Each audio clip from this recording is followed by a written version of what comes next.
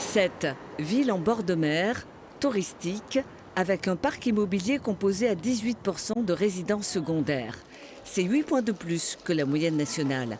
Des résidences taxées depuis peu, au maximum autorisé, soit 60%. Cette base-là a une majoration pour les résidences secondaires qui était jusqu'à présent de 40% et qui est montée à 60% cette année par une décision du conseil municipal.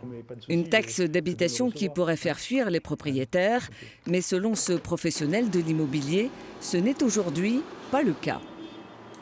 Pour l'instant, on n'a pas ressenti ce phénomène-là, mais on sent aussi que ça gronde quand même. On sent que ça gronde parce que ça tire partout, même des personnes qu'on pourrait considérer comme des personnes nantis ont elles-mêmes des difficultés. Le but de la hausse des taxes est d'inciter les propriétaires de résidences secondaires à louer leur logement pour élargir le parc locatif en tension. Autre objectif revendiqué par la mairie, trouver un réel palliatif à la suppression de la taxe d'habitation pour les résidences principales afin de renflouer les caisses. Je ne vais pas quand même le cacher, c'est par tranche de 20%, c'est à peu près 1 million de recettes.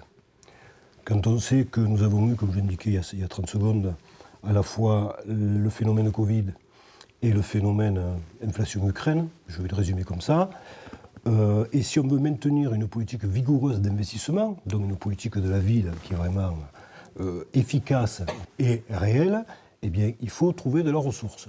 Cette hausse de la taxe devrait rapporter pour cet exercice fiscal 3 millions d'euros à la ville de Sète.